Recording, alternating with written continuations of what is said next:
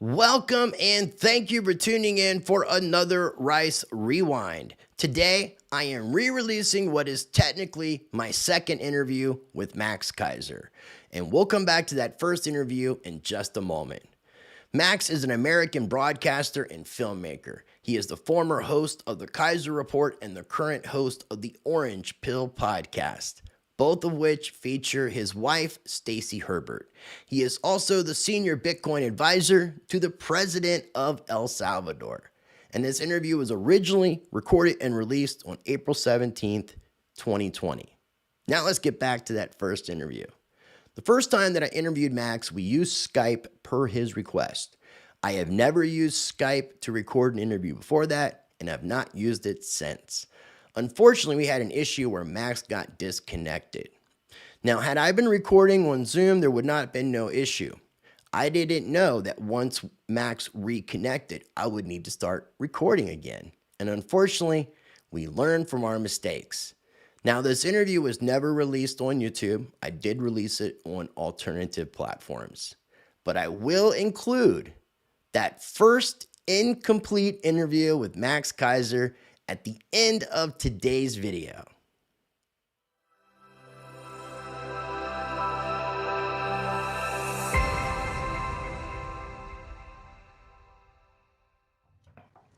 Appreciate you taking the time to do this, man.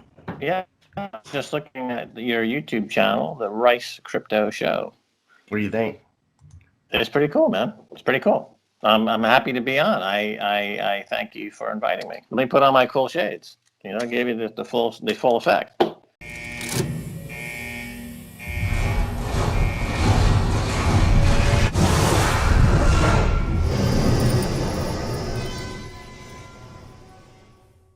All right, ladies and gentlemen, like I said, joining me on today's show is the Bishop of Bitcoin, the representative of Satoshi on Earth, the one and only Max Keiser. Max, how you doing today, man? Rice, super. Great to be back with you as the Bishop of Bitcoin, the Satoshi's representative on Earth. I feel blessed. You know, back in September of last year, my Twitter account froze up and I have, you know, my password works and everything, but it just wouldn't let me tweet. And I took that as a sign from Satoshi to create real Max Keiser on Twitter. And I've just been channeling the spirit of Satoshi as Satoshi's bishop here on Earth. And it's been great. I think the coronavirus is just one more step in Bitcoin domination, global and intergalactic Bitcoin domination. Nobody should fear the coronavirus. It's just all part of the process. I love it, dude. I love it. I love the attitude. And we'll definitely get into that. But I really wanted, okay, I guess before we really start things, how is quarantine life treating you and Stacey? You guys doing all right?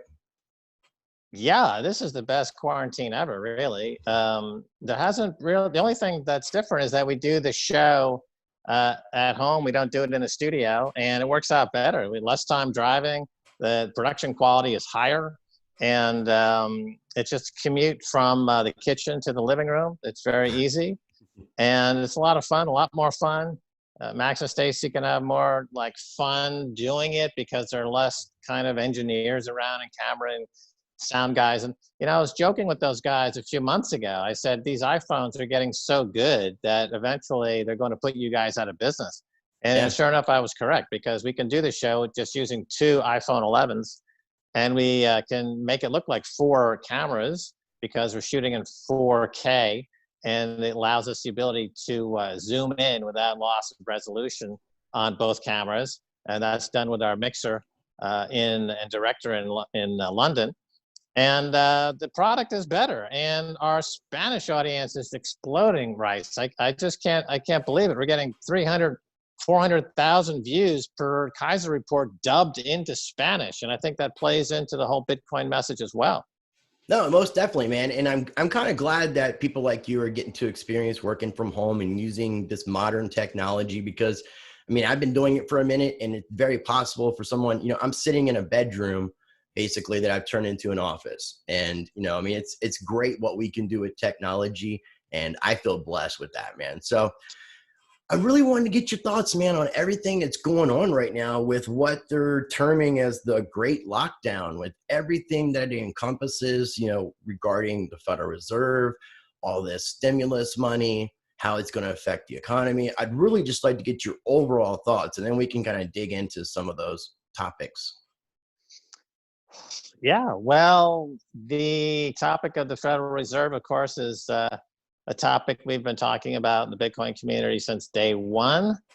And the macroeconomic assumptions and macroeconomic implications of Bitcoin have always been discussed, but usually in kind of the shadows of the technology itself. And then when Steve Moose came out with the Bitcoin standard, he really wrote the economics book on Bitcoin, and it brought the macro really to the forefront, and people started to discuss it more vigorously. And then COVID-19 crisis, where you have really the response of the global central banks to print exponentially. And that meme, printer goes burr, Yeah.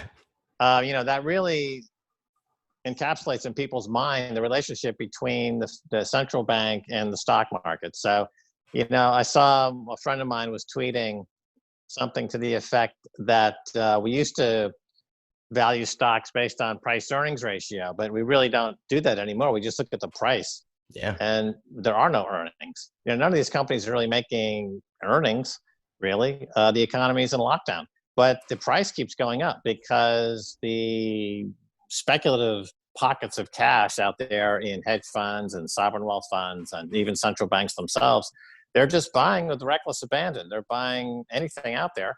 So the price will continue to go up because they're going to continue to print money. And it gets back to the old adage that we coined back on the Keiser Report, 5 or 6 years ago, maybe longer. You can't taper a Ponzi. You can't taper a Ponzi scheme. So, they have to keep printing. They're in a box. No, I agree. I mean, unfortunately, that's kind of like the only tool that they have left to really keep this thing happening. And, since you mentioned it like that, I mean, we've seen reports coming out that we have seen the best week of Dow since 1938. We've seen the best week in the stock market since 1974. But at the same time, we have right now over 22 million Americans unemployed. So I heard you talking about the Cantillon effect and wealth inequality.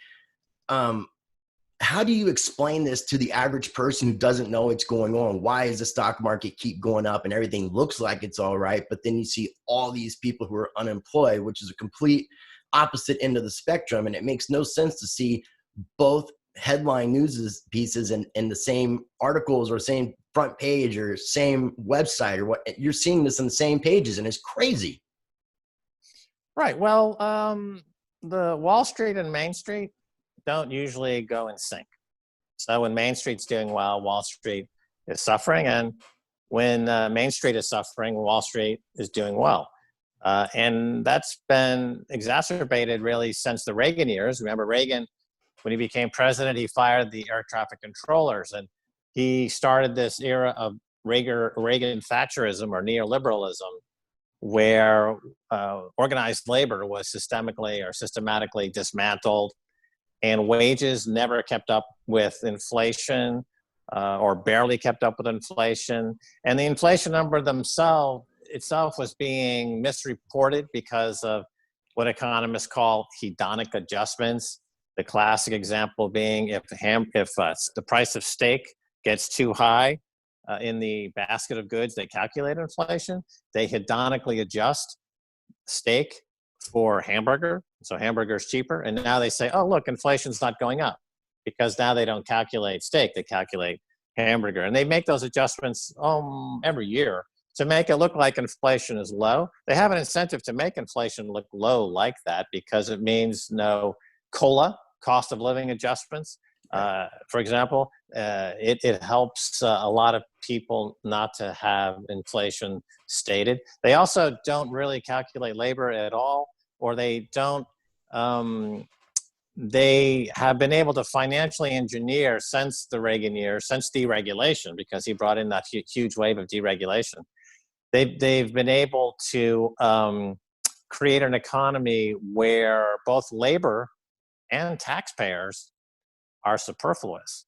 Well, let's take a look at taxes last year. 3.5 trillion what were paid in taxes last year. And yet last week or 2 weeks ago, the Fed printed over close to 6 trillion as a gift to their friends in the hedge fund industry, right? Yeah. So, and they're going to print a lot more. They're going to print 50, 60 trillion. The global central banks are set now to fulfill a promise they made at Davos in 2011, where they openly stated they were willing to print 100 trillion to recapitalize the central banks around the world. So they don't really need your tax money to make tons of money in the stock market. They don't really need your labor, right? There's always going to be some poor schmuck willing to work for $1 an hour, Yeah. They're dismantling all the regulations and getting rid of all kind of labor protections or minimum wage or anything like that. So they don't need workers. They don't need taxes. They just need people to, I say people are going to be kind of migrating to a model of the economy that I've been talking about for many years now. I call it the casino gulag. Okay. And the quarantine is kind of the gulag now.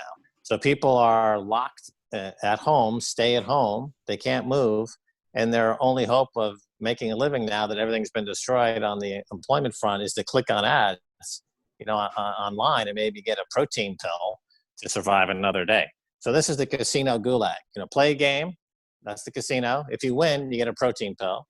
If you lose, then you die. And our statistics look better because we're going to have to distribute free money to less people. So we don't care if you die. But, spin the wheel online and get a protein pill. You might live another day. You might not. We don't care. And that's happening now in 2020. I didn't know what year it would become official, but I think 2020 is the year of the casino gulag. And so stock markets can go a lot higher because they can print 60, 70 trillion dollars, 100 trillion dollars. There's no limit to it. When they print, they're borrowing money essentially, and the cost of borrowing money is zero. So It doesn't really matter what doesn't. They could print $500 trillion. It doesn't matter if your cost is nothing and the cost of production is nothing. Print all day long. Well, but how long can they honestly print their way? There has to be an end point. Like, where do you see that coming? Do you see us hitting like a point of inflation, like what Japan has experienced with the yen, or do you see us hitting a point of hyperinflation like Venezuela or Zimbabwe? Good question, Rice. The end game of all of this. I have my unique take on this, and I've been putting this out there for a couple of years. I call it neo-feudalism. And it means that all this money printing and all the purchases of stocks by the central banks, and the central bank is a group of private bankers, right? It's not the government, it's a group of private bankers. So is taking private. So like Google, Apple, Amazon, all of these trillion-dollar companies could be taken private at $2 trillion or $3 trillion and just taken off the market. Remember, a few years ago, Michael Dell decided, I don't want to be a public company. I want to be a private company. So he took himself private. He did a leveraged buyout of himself, right? So they just take all these companies private. And so now you've got a private oligarchy that controls 99.999% of all income-producing assets. And then you have the peasant class, the casino gulag class, who's trying to win a protein pill. So you have lords and serfs. That's feudalism. That's neo-feudalism. We escaped neo-feudalism a couple of 100 years ago or 300 years ago. We escaped feudalism. Right. And but now, of course, we're going back to it. The only surviving legacy piece of the old Middle Ages, the old medieval feudalism, is the Bank of England. That was really the carrying over institution that linked monarchies of the past to the present day. And America tried desperately to keep central banks out of America until 1913. Finally, the old monarchs won, and they got the Federal Reserve established. And that was really the beginning of the end of the United States, as it was. The concept was originally the founding fathers, and so now here we have in 2020 We have really a return to medievalism and feudalism and the casino gulag model, and that's the way it is. I think the sooner people realize that, the sooner they can make the adjustment, because you need to make an adjustment. No, I definitely agree. I mean, and this is like really kind of uncharted territories. And that's why I was telling you before we started, like, how long do you have? Because there's so much going on. Like, and I really would definitely like to get your thoughts on a lot of these subjects. I mean, we're seeing like a yo-yo market happening. And it seems like it's absolutely crazy. We're seeing an issue of distribution, which I've seen you and Stacy talk about, where it seems like the central banks and like the stock markets are able to get that bailout, able to get that money right away. And here people are still waiting for some other stimulus money. And it seems like they're giving that money to the banks first and then allowing it to go to the people, which is kind of interesting because that's allowing for more money for the banks with their fractional reserve banking. Now you see the banking requirement, reserve requirement being diminished, dropped down to zero. The Federal Reserve is now becoming like a central bank to the world, lending to other central banks. Do you see like us nationalizing all these industries that we're bailing out? No, because I don't think the government's going to be around much longer. It's going to be overtaken by the corpocracy. So I don't think the government, as we understand that concept, I don't think it's going to be lasting much longer, a few years maybe. You know, this election coming up in November looks like it's going to be a complete disaster. And corporations write the policies that they want. You know, Google writes the speech policies that they want. They don't respect the Second Amendment.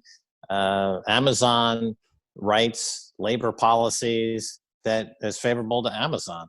I just read a great essay about how this dystopian nightmare was mirrored in the cyberpunks of the early 1980s, Okay. who wrote about the absence of corporations going forward and the emergence of this kind of casino gulag model. And one of the examples they use is the movie, the science fiction movie in LA, Blade Runner. Thank you, Stacy. And right, so in Blade Runner, you have the Tyrell Corporation, you know, and the Tyrell Corporation has replicants, you know, that do all their work for them. And one of the remarkable parts of it is that there's no mention of any governments, right? You never hear anyone talk about a government in Blade Runner, because the governments have all been eviscerated. They've all been marginalized and put out of business, essentially. So I don't think we're going to have a government as such in a few years, and it's just going to be corporations. So, you know, the rating that you have with Google, whether you can post stuff online or not, that's your government. You know, can you set up a shop on Amazon and sell something? That's your government. You know, that's the social contract is being co-opted by the corporations, rewritten and repurposed and represented as the corporate contract. So we're moving from the common good to the industrial good. Okay, and you definitely explained that well, and it makes a lot of sense. What I'm curious about with the Federal Reserve, and there's been a lot of talk about this, and it seems kind of speculative, but I wanted to get your take on like the function of the special purpose vehicle as it kind of pertains to the controls of the Treasury. And it kind of seems like, from what I'm hearing in a lot of the stimulus bills and executive orders, that there may be a situation where the Treasury is somehow neutering the Federal Reserve. And maybe, have you heard anything to this effect? Yeah, sure. So the special purpose vehicle, the SPV, was yet another example of laws being completely ignored. There's a standing law, this rule, I forget the number of the rule, but it's right there in the rule book of the Federal Reserve Bank. They cannot buy junk bonds. Right? So the special purpose vehicle set up by the Treasury Department allowed them to buy junk bonds. So Steve Mnuchin at Treasury, he's a former Wall Street guy, and he knows all the tricks of the trade. He knows how finance works. So, it's a classic Wall Street solution. There's no such thing as no on Wall Street. It's only yes. The answer is always yes. And, the phrase used on Wall Street is do whatever you want. We got lawyers, right? There's never any red light. Do whatever you want. Just bring in the business. And if you break a law, quote unquote, we'll happy to pay a small fine, or we'll get the law changed, or we'll rewrite the law. So don't ever think about any legal consequences about anything you're doing. Just bring in the business. I worked on Wall Street for many years, and that is the mantra that was common amongst every firm on Wall Street. And that's why when you meet brokers and bankers, they tend to be very cocky, and they have this, they're very full of themselves because they know there's no law applies to them. And it's just, they literally go to work every day and pluck $1,000 bills from the money tree and then argue about silly things and make funny jokes. And that's the life of a Wall Streeter. And I know it well. I lived it for many years. No, and you definitely have that perspective, and I appreciate you sharing that. I mean, it really sounds like, in a way, though, like what you're saying is there's not a good ending to this. And, like what happens to the 99%? And we can get into Bitcoin here in just a moment, but how does this play out? Like, is there going to be a good ending for the people? Well, okay, so let's talk about Bitcoin for a second. So you have 22 million people unemployed now. That number's going to go much higher. And the question I have for everybody out there who's unemployed, how come you don't have any savings? Right? Now, there's a few layers to this question. The obvious question, obviously, is, I'm working 3 jobs and just to make ends meet, I can't possibly save any money. But that's not really the right answer. The right answer is that you live in a country and you live in an economy that vilifies savings. Keynesianism, which is the policy that guides the American economy and is articulated by Nobel Prize-winning Paul Krugman at the New York Times, means that savings are considered anti-business, anti-well-being, anti-American. He often talks about the savings glut. Oh my God, it's a glut. We have to get rid of it. And therefore, you have a population of people that is living on credit cards, that believes that savings are a negative, that thinks that there's no reason to have a rainy day fund. There's no reason to save for anything. I can always just put it on my credit card. I can always borrow the money. I can go to college and borrow 50, 60,000, 100,000, 150,000. That's what the establishment tells me is the right thing to do. This is completely opposite than the Austrian School of Economics that says the economy is based on savings. Without a pool of savings, without a pool of capital, you cannot have capitalism, right? You cannot have capitalism without capital, and capital means savings. So in America, they don't have capitalism. They have Keynesianism, which is similar to communism, Soviet Union era communism, where it's like, we're the state. We'll tell you what the prices of stuff are. You don't worry your little head about it. Just get in line and get your protein pill. And now it's not, it's patently not working as many predicted. So Bitcoin is a savings vehicle. It is primarily a savings vehicle. It was invented to be a savings vehicle. The white paper, when it mentions cash, just replace the word gold for cash, and you'll understand the white paper. Roger Ver obviously doesn't understand the white paper. He thinks that Bitcoin is a transaction mechanism, which is completely, and you see what's happened to him. He got Bitcoin derangement syndrome. He's gone insane. Went the hard fork way with Bitcoin Cash, which has proven to be utter trash, flaming dumpster fire. So is Bitcoin Satoshi Vision, right? And if you go against Bitcoin, Bitcoin will destroy you. You don't change Bitcoin, Bitcoin changes you. That's the golden rule. If you try to change Bitcoin, you're going to look like Craig Wright or Roger Ver, a discredited bum on the street, begging. Don't go down that path. Let Bitcoin change you. That's why I'm the bishop of Bitcoin, because I'm the apostle of Satoshi. I channel the words of the master, and I hope people understand it. maybe today a few more people will get it. I hope so. Don't I mean, listen to, save. Bitcoin saves. I think, and I agree with what you're saying. I can see, both points of views. I understand, because we don't really know who Satoshi is. Satoshi hasn't actually explained to us himself, itself, their self, the actual vision. So people are going to speculate what they interpret it to mean. And that's neither here nor there. I mean, we all want to see the adoption of Bitcoin. That's how I feel. I'm not dismissing what you're saying. I just understand both camps. But let me interject here. So okay. do you necessarily need to understand what's going on? Okay, in my view, Bitcoin is aesthetically one of the most beautiful objects, beautiful things ever created. It's the Sistine Chapel of money.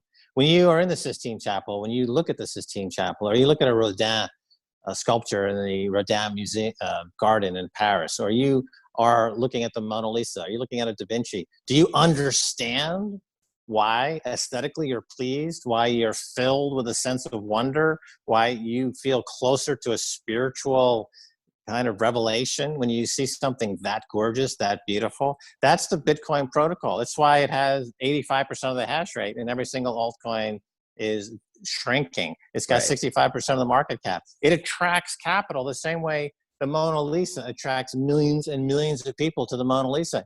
If you put the Mona Lisa up against 50 other paintings in the Louvre in Paris, and some newbie showed up and said, pick out the one that's most beautiful, 99.9% of them wouldn't have any idea what's most beautiful. But that person that stops before the Mona Lisa and says, hold on, I am moved in some way, then that suddenly exponentially, proliferates through the ideosphere and touches our collective unconscious. And suddenly, as a species, we're elevated. If you don't understand that aspect of it, the spiritual aspect of Bitcoin, then you're going to be in a lot of pain.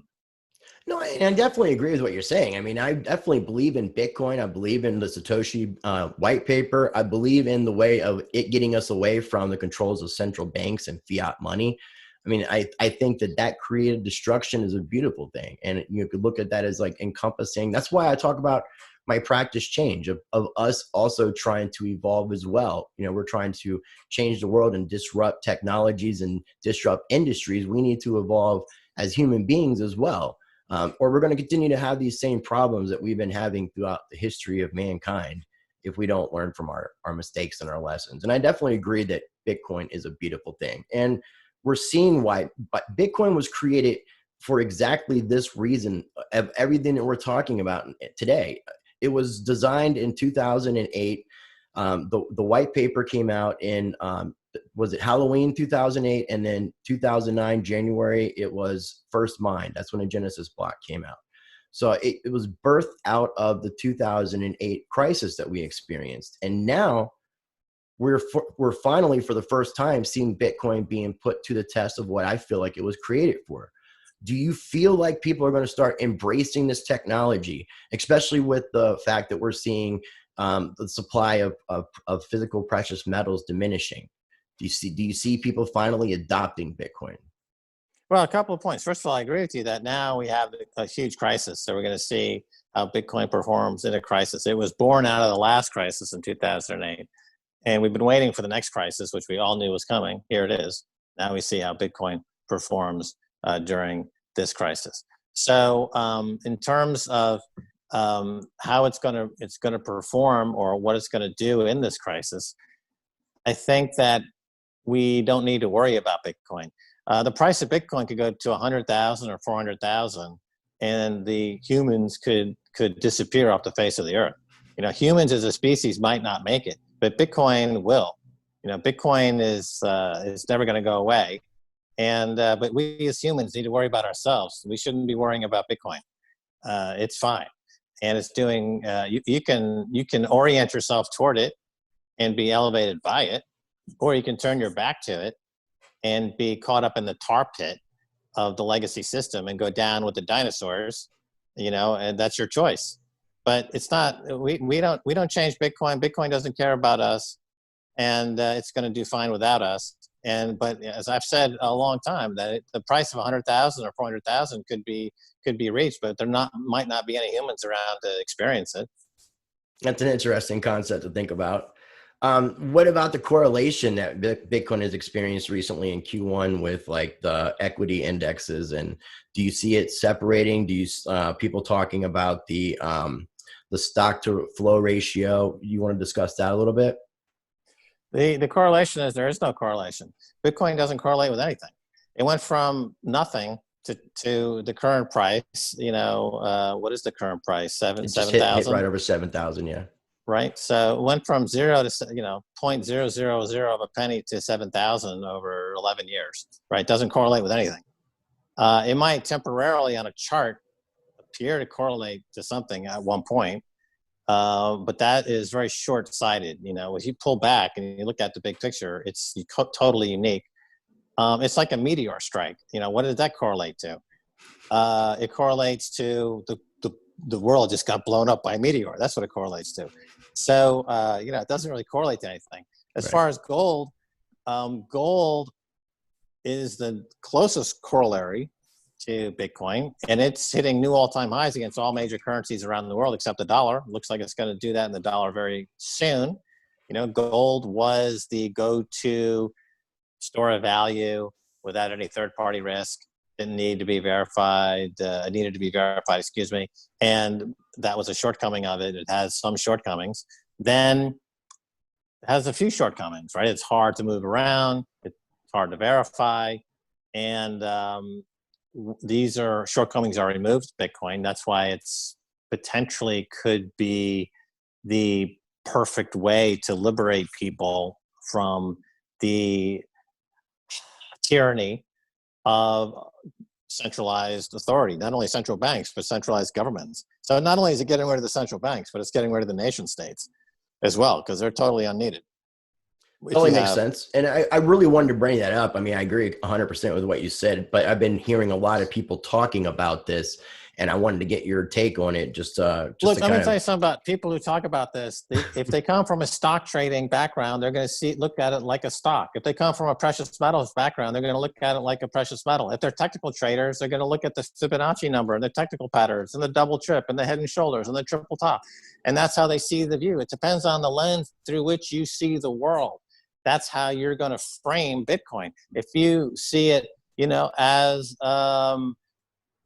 somebody who is purely in the technological space, you're going to look at it completely different as well. But that's where you're coming from, and that's the only way you can see something. But the whole is beyond comprehension of any single person looking at it. The only way to comprehend it is if the whole understands it, and that's through the collective unconscious. So that has to have a serious upgrade. The collective unconscious of humans is in dire need of an upgrade. It's really suffering from the drag of ego. Ego is always the enemy of faith. And ego is, you see it in this space. You have egomaniacs or Bitcoin derangement syndrome, like a John McAfee. I know you've had him on your show, and he's a wonderful character, and he's a really interesting eccentric. But I would think that, he's an egomaniac, and that's Bitcoin made him more of what he was, and that is an egomaniac. It definitely amplified him. Right, and it amplifies someone like Andreas Antonopoulos, who before Bitcoin was just a really good-hearted, meaning a guy who really cares about people, and then amplified that. Then he became Andreas, who we all love and respect, and because it amplified that. And that's what it can do. It changes you. You don't change it, right? That's the golden rule. So don't try to look for any pattern. Just let go and let Satoshi. That's very wise words. Any thoughts on the halving? Because we had the halving. It's like, I guess right now about 25 days-ish away. I'm not exactly sure, but we're kind of close to that number. The halving is just one part of the protocol. It's I don't think it's any in particular. I don't think it's more. I don't weight the significance of the halving over other aspects of the protocol. My favorite part of the protocol is the difficulty adjustment. That's my favorite part. Because the way it sniffs out our failings as humans is ingenious. So just when we're about to quit, it lowers the difficulty adjustment and restokes our greed and gets us mining again on spec, right? Yeah, So that's freaking ingenious, and I don't think it's even man-made. I think it's just an industrial accident like Velcro or some of these other things that came around, plastics, X-rays, Viagra. It's an industrial accident. The cypherpunks are trying to solve the double spend problem, and then suddenly, bam! They put together these things, and it became Bitcoin. Just like, again, refer to a great painting. Everyone has a palette with different paints. They've got a paintbrush. They've got a canvas. They've got 100 million painters out there, and they're all putting paint to canvas, but only occasionally does one actually pop out, and it's like, oh my God, that is a work of genius, and it changes everything.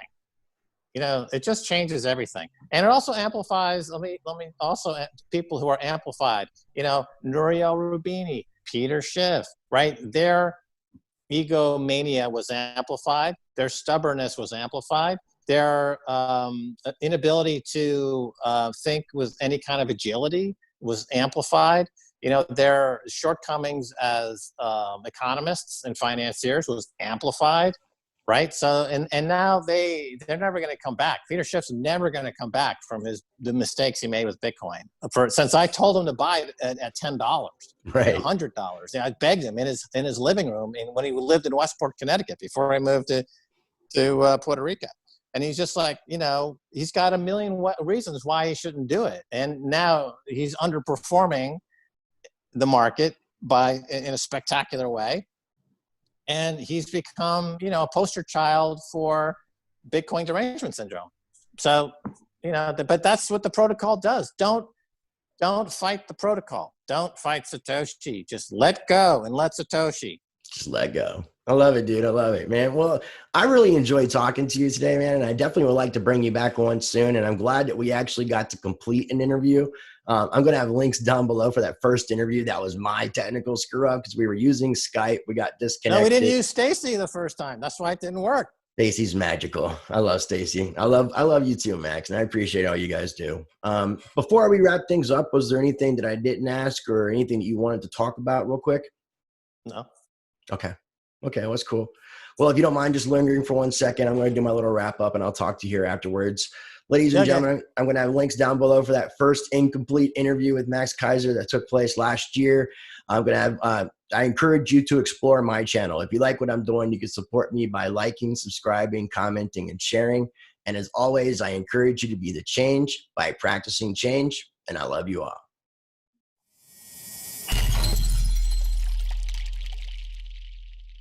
Like I said, ladies and gentlemen, today we are joined by the legend himself, Max Keiser. Max, thanks for coming on the show today, man. How are you doing? Chris, Rice, thanks so much for inviting me. And it's a beautiful day here in America. We're defending our freedom and our freedom of speech. And we all love Bitcoin. Hell yeah, Bitcoin. Definitely love Bitcoin. Something I wanted to ask you in your own words, Max. Can you tell us a little bit about who you are, who Max Keiser is? Well, I've been involved in finance and markets for, 30 years, really. I started on Wall Street. Then in Los Angeles, I created the Hollywood Stock Exchange, and I have a patent on virtual currencies and virtual securities and how to make markets in those. And then when I first heard about Bitcoin in 2011, I immediately kind of related it to what I was working on with the Hollywood Stock Exchange. And so I got involved very early on when it was $1. And our show, Keiser Report, which is on RT and it broadcasts to 100 countries and it has 30 million viewers a week. So a lot of people all over the world first heard about Bitcoin through the Keiser Report. And we made the case back then that, we came from gold and silver. This is digital gold. This is gold 2.0. And so we transitioned our audience from gold and silver into Bitcoin, saying that this is a store of value, basically. And this whole discussion now about is it payments or is it a store of value? We've been talking about it as a new asset class and as a digital commodity since essentially 2011. And I see Jerome Powell at the Federal Reserve Bank just yesterday talked about Bitcoin as a store of value. And so that idea is, I think, starting to really get understood. Yeah, and I would agree about that. I mean, you're definitely seeing a lot about that. Speaking of Jerome Powell and the Federal Reserve, I know you saw President Trump's tweets yesterday about Bitcoin, saying that it's not money, its value is based on thin air, and it facilitates unlawful behavior. I did see you kind of tweet back. Do you mind sharing your thoughts and feelings on Donald Trump's recent remarks on Bitcoin? Right. So this was predictable, but that the honey badger is working its way up through institutions, through organizations, through governments, and it's taking on all of these, let's call them entrenched oligopolists, folks that have had their way for decades without being challenged at all. And the US dollar is obviously in the crosshairs of Bitcoin. And I think what triggered all this, of course, is the Facebook's Libra coin. So when Facebook comes out, and they're a $400 or $500 billion company, and they say that they're going to move into what they call cryptocurrencies, et cetera, then that really triggers Congress. It really triggers people who are now making the bells ringing, and they're saying, wait a minute, as one congressperson said, you're going to have a parallel system to the dollar. It's going to be run out of Switzerland, and it challenges the dollar. And then, Trump has followed up and said that the dollar is king and nothing will usurp the dollar. And so it's predictable that we come to this stage. And so, as many have commented, including myself, it doesn't matter what Trump says. It's not really in his power to stop the Bitcoin revolution. The fact that it's now in the White House is, I think, an important milestone, a watershed moment. Various governments are going to now have to take a position on this. My feeling, Chris Rice, is that at some point, a government will start to put Bitcoin into their strategic reserves along with their gold position. And then this will set the stage for a new kind of chapter in the global finance. And I hear some whistling. Is that in my headphone, or is there? No, it's actually outside my window. Apparently there's an ambulance or something going on. I apologize to everybody about that distraction. I can't really help what happens outside. Oh, that's okay. Yeah. I need an it's kind of ambulance every crazy. now and then, I was listening to it thinking, oh God. Yeah, that's sorry okay. about that. All right. So we sorted that. All right, cool. So it's predictable. They were on a collision course. And it's funny because there's the various stages that people go through when they encounter Bitcoin. And we see this in mainstream economists like Peter Schiff or Nouri El-Roubini and others who reject it at face value. They never really dig into it. They never look at it closely. They just kind of dismiss it. And but they're missing the boat here. There's a major revolution going on, and this is pretty much where we thought we would be going back to 2011. We knew this day would come. And it's a great day. I mean, it's good to see that the governments are actually getting scared. I mean, Bitcoin was designed to take away and take on fiat money. So this day was coming, and this is a revolution. I agree. Do you think that we're in a different market today than we were in late December, November 2017? I do. Going back to the history of Bitcoin and cryptocurrencies a bit. So during the 2014-2015 period, this idea that Bitcoin wasn't scaling and that Blockstream was not acting in good faith, and it caused a lot of strife in the community. And you had a lot of projects kind of split off the altcoin market. You had hard forks of Bitcoin, and these coins gained tremendous traction. At the same time, CNBC discovered Bitcoin and crypto, and they had a lot of folks on their show, and they gave them huge exposure. And you had this enormous bull market from, let's call it 1,000 or 2,500 to 20,000, this enormous run. And there was total market cap of crypto was 850 billion, I believe. Mm-hmm. And a lot of the so-called altcoins were doing great. Now, since that time, since the bear market and now the resumption of a bull market, I think a lot of people are understanding that Bitcoin is the place to be, and we're seeing a divergence. So we're seeing Bitcoin break away from the pack. The Bitcoin dominance index is now at 64, 65%. That's up 65, 35%, yeah. Right? It was 35% a year ago or so. Mm-hmm. I think that's going to continue to go higher. And it's not that the other projects are not good projects. It's not that the people involved with them are not good people, good developers, good programmers. I mean, these are, entrepreneurs and great folks. I just think the market is now going to start to, the money flow, the big money flow, the institutional money flow is going to look at more at Bitcoin. It's the most secure chain. And there's going to be this divergence that's going to continue. I say that's the big difference here. Okay, I agree. And I noticed that you were on CNBC's show with Rand Nooner, and you were talking about the altcoin phenomenon is basically finished. You said that Bitcoin Cash, Bitcoin SV are going to go to $10, and most altcoins are going to go to pennies or out of existence. Are there any altcoins that you own, support, or see potential in? No, I don't. Within the last year, I've just migrated completely off everything but Bitcoin. So, I mean, there was a time when these different projects of quite, I went through the dot-com era in the 90s. I started the Hollywood Stock Exchange in 1995, and through 96, 97, 98, you had huge number of companies came into existence, and they were trying all kinds of crazy stuff, and a lot of them were super exciting. Then you had the crash, I guess it was 2001, and the NASDAQ lost like 85% of its value. $5 trillion was wiped off in that crash.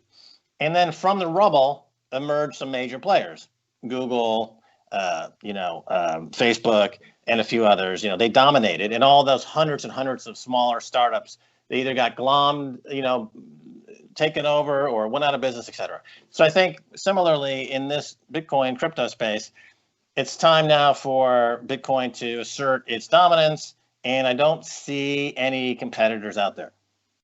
Okay, that's cool. So it's safe to say that Max Keiser is a Bitcoin maximalist? Well, that term maximalist, I believe, was first floated by Vitalik as a kind of way to disparage the Bitcoin community. And I met Vitalik when he was still writing for Bitcoin Magazine in London. He was just launching Ethereum. It was a brand new project. And he was frustrated by the Bitcoin community that it wasn't moving fast enough and doing what he thought it needed to do. So he started Ethereum. Okay, so now here we are. And is Ethereum going to be the one? Is it going to be around in a year or two? It's got a lot of kind of competitors out there. It seems to be looking for a use case, and maybe not. And so that term maximalism, which is a derogatory term, I guess I could identify as a maximalist. But there's a lot of logic behind it. There's a lot of reason to go down that path. Okay, I get you. And I know you're really big into gold and silver. What I wanted to ask you was, you tweeted something about gold cannot offer the same individual sovereignty to the extent of Bitcoin. Do you still recommend that people who are using Bitcoin as a store of value to also invest and hold things like precious metals, gold and silver? Yeah, we still like gold. And in terms of the comment about individual sovereignty, so with Bitcoin, you have this very interesting characteristic of offering individual sovereignty. You own your private keys. It's unconfiscatable.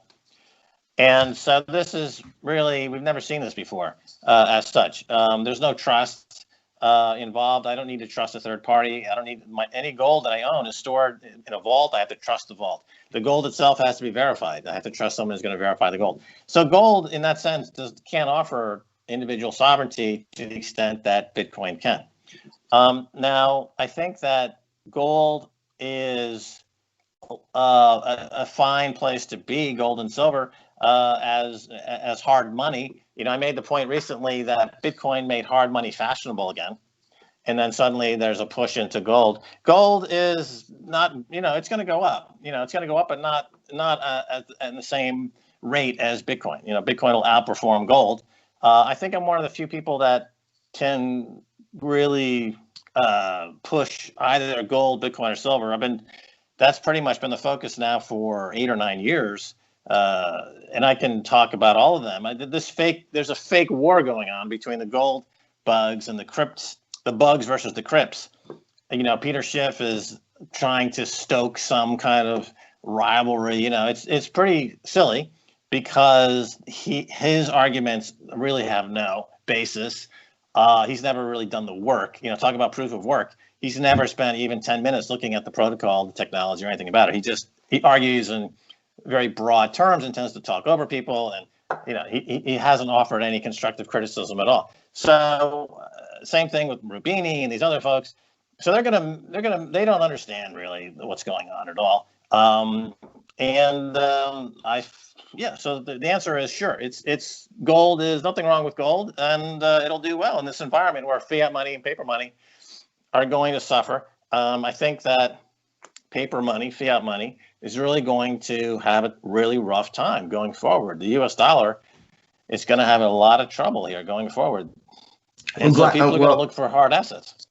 I'm glad you said that, because something that really got my attention recently, and I tweeted this out earlier this morning. On June 29th on CNBC's Crypto Trader with Rand Neuner, you had ripped up a $10 bill while saying that all fiat money is garbage and is going to zero against Bitcoin. Now, one, I want to say that was pretty hardcore. That was pretty freaking boss of me, man. And that's obviously just typical Max Keiser. But can we talk about that a little bit? Well, first of all, I've been ripping up money on TV. I think I lost you. I lost you. Oh, wow. You want to call me back? No. You're good. I'm just saying, like, you cut out for a second. Take it up from the top? Yeah, if you can take it just from the top of the question, I can edit that part out. Okay, cool. Right. So I've ripped up, thousands of dollars on TV going back 10, 12, 13 years. So the point is that it's just paper money. It's worthless. It has no backing. It's garbage, essentially. And people shouldn't give it any respect. I mean, people look at a dollar or a euro or some other fiat currency, and they believe, they worship it. It has magical powers over them. But they need to break that spell. So the way I suggest breaking that spell is you just rip it up. It's very cathartic. You just understand that it's worthless. And then so your mind can transition away from this enslavement of paper money, and you can start thinking about hard money. I think it says connection lost. Your face is stuck. I can hear you perfectly fine. So it's just kind of your image, your video is kind of cutting in and out. At the very, very beginning, it was kind of cutting in and out. I don't know if you got bad service where you're at. Let me explain something to you right now. Okay, here's a $10 bill. This is garbage. This is garbage. Your people in South Africa, you have your rand, right? That's going to zero. That's going to zero. This is going to zero too. Euros are going to zero. The yen's going to zero. The Chinese currency is going to zero. It's all going to zero against Bitcoin. If you don't understand that yet, you're going to be impoverished. You're going to be on the street. You're going to be begging. You're going to be out of business. You're going to be toast. Max, do you know that it's a criminal offense to tear up? Do you know that with the Bitcoin I have, I can buy any freaking senator or congressman I want? I make the laws. He who has the Bitcoin makes the laws, Rand. We're not going to just sit around and let the goddamn congressman tell us what to do. We've got the capital. We make the laws. We've got the Bitcoin. They don't. We got it. They don't. Do you understand?